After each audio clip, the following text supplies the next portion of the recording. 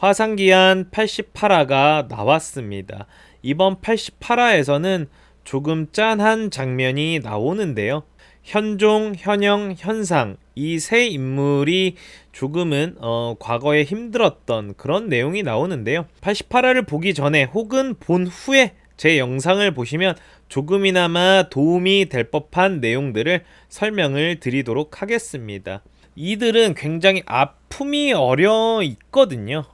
이 세 인물들은 화산의 몰락을 제 눈으로 지켜봤고, 그리고 도와줄 거라 믿었던 이들이 매몰차게 돌아섰고, 가족과 다름없었던 사형제들이 본산을 등지고 떠나는 모습을 수도 없이 보아왔던 그런 아픔을 가지고 있는 인물들이 바로 이 세 인물이고요. 이 혼란 속에서 자랐기 때문에 무학을 제대로 갖추지 못했던 건데, 본인들이 약해서 이렇게 됐다라고 책임감을 가지고 있는 이 인물들, 굉장히 가슴 아픈 인물들이 바로 이 인물들입니다. 이렇게 아픔이 있는 3명의 인물에 대해서 제가 간단하게 설명을 드릴 건데요.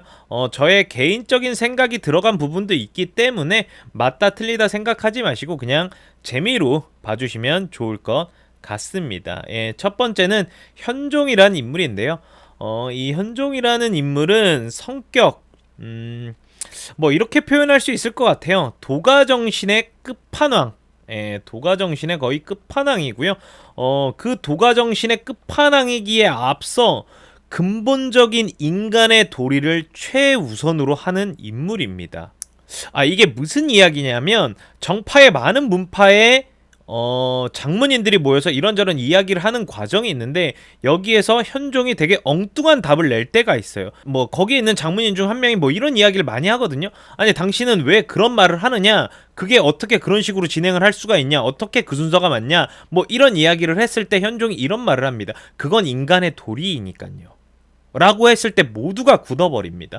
예를 들어 그래요. 전쟁 상황터에서 많은 전쟁이 끝났고 이제 하나의 전쟁이 끝났고 다음 전쟁을 치르러 넘어가야 될지 말지에 대해서 회의를 하고 있는데, 현종이 그럽니다. 제사를 먼저 지내자 라고 했더니, 뭐 다른 문파에서 뭐 이런 이야기를 해요. 지금 한가하게 제사를 지낼 때냐, 그게 화산의 방식이냐, 뭐 이런 질문을 했을 때, 그건 화산의 방식이 아닙니다. 그게 뭔 소리냐 라고 했을 때, 그건 근본적인 인간의 도리이기 때문입니다.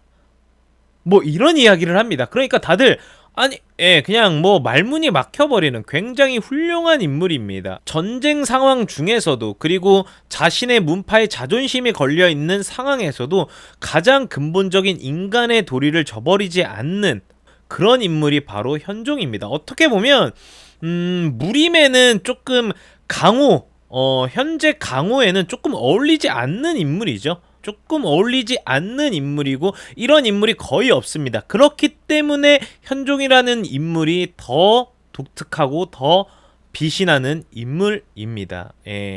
뭐 이 정도로 성격에 대해서는 설명을 드릴 수 있을 것 같고요.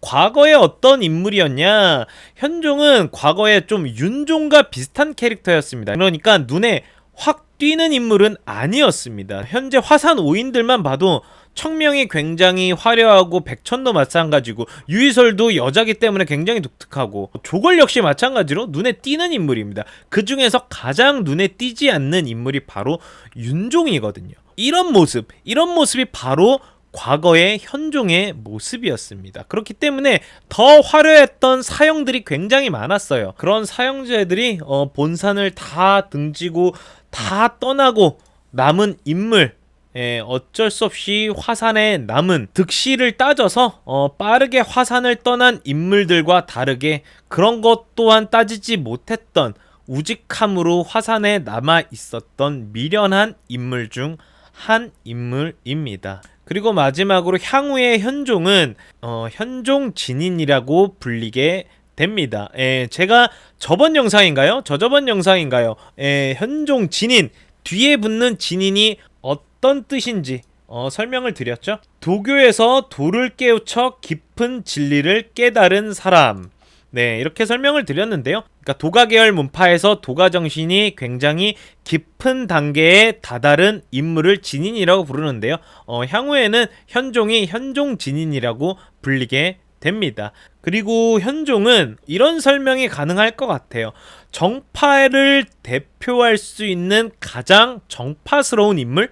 화산파의 입지가 굉장히 높아짐에도 지금의 겸손함, 지금의 태도, 지금의 정신 전혀 변하지 않습니다. 향후에 현종, 현영, 현상 이렇게 세 인물이 굉장히 전투력이 상승하는 시점이 있는데요. 향후에 그런 시점을 맞이하게 되는데요. 그 시점에서 굉장히 강해집니다. 그럼에도 불구하고 성품이 더 빛나는 인물이 바로 현종입니다. 현종은 이 정도의 설명이 필요한 인물이고요. 다음으로는 현영.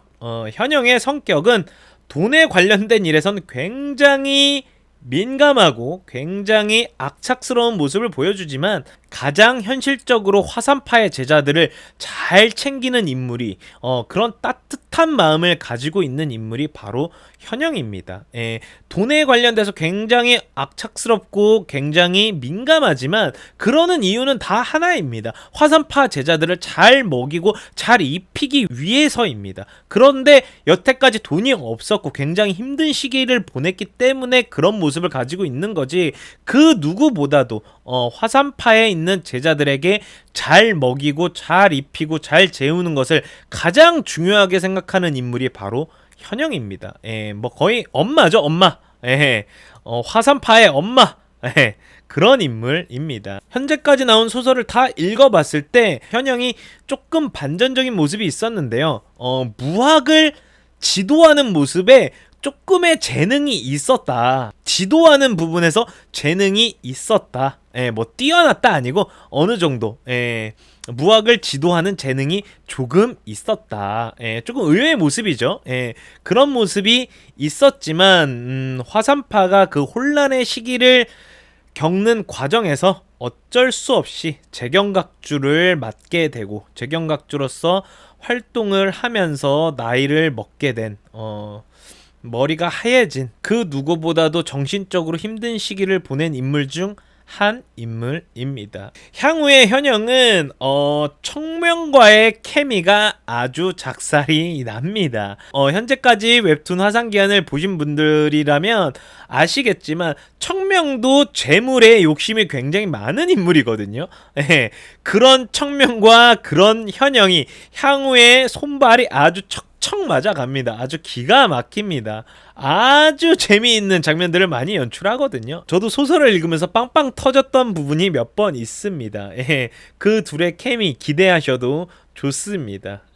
향후에 조금 더 지금은 뭔가 돈에 관련된 재물에 관련된 부분에서 굉장히 그거에 소유하려고 하는 의지가 굉장히 강해 보이지만 향후에는 그런 모습보다는 조금 더 화산파의 제자들을 챙기려는 모습, 잘 먹이려는 모습이 시간이 지날수록 더 돋보이는 향후에 그런 모습을 많이 보여주는 인물이 바로 현영입니다. 자, 마지막으로 현상이라는 인물의 성격은 셋 중에서 무학에 대해서 미련이 가장 많이 남았던 인물입니다. 현종은 장문인으로서 화산파의 전체적인 부분을 관리하기 때문에 뭐 어쩔 수 없이 무학에 일찍 손을 뗐고요. 현영은 현종보다 더 빨리 재경각주로서 망해가던 화산파를 이끌어갔기 때문에 무학에는 진작에 손을 뗐고요.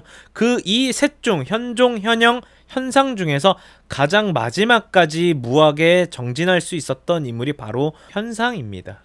그렇기 때문에 말할 것도 없이 셋 중에서 무력이 가장 높은 인물입니다. 그렇다 보니 향후에 화산파에 여러 가지 일이 있는데요. 현영과 달리 뭔가 돈과 재물에는 관심을 전혀 안 보이지만 무학서 그리고 무기, 그러니까 검이겠죠.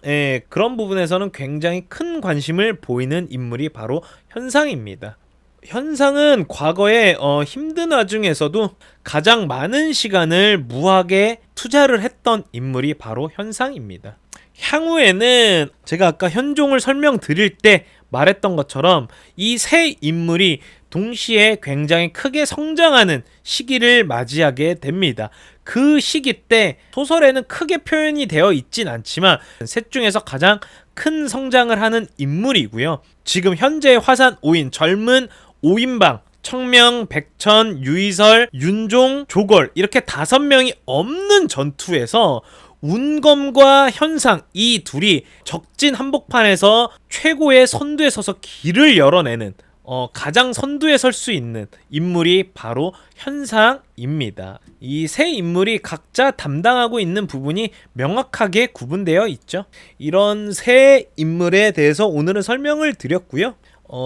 청명이 봤을 때 이 인물들은 어떤 인물들일까요? 머리가 하얘진 노인의 모습을 하고 있지만 매화검존인 청명의 시야로 봤을 때 이 인물들은 거의 증손자뻘이 될 수 있을 것 같아요. 손자 아니면 거의 증손자뻘이 되는 인물들인데요. 조금의 스포를 말하자면 이런 말이 있습니다. 무릎에 앉혀서 이뻐해주고 한번 따뜻하게 안아주지도 못했다. 너희 셋을 보면 나는 항상 마음이 아프다. 뭐 이런 말을 하거든요. 예. 그 매화검존일 당시의 청명으로서 그 속마음을 표현하는 씬이 있는데요. 나의 손자들이 나의 증손자들이 많은 이들에게 사랑받고 많은 곳에서 인정받고 모두가 우러러보고 모두가 응원해주고 그 인물들이 굉장히 청운의 큰 꿈을 안고 하늘을 도약했으면 하는 큰 세상을 품었으면 하는 그런 마음을 갖고 있었는데 이 인원들이 엄청나게 고생을 해서 진작에 무학에는 손을 떼고 화산파를 지키는데 올인해서 나이가 들어있는 그 인원들을 봤을 때 그래서 뭔가 하나를 구해와서 건네줬을 때 아니다 우리는 괜찮다 너네가 먹어라 라고 했을 때 너네부터 해라 너네부터 입어라 너희가 화산의 미래다 너희부터 입어라 너희부터 먹어라 너희부터 가져라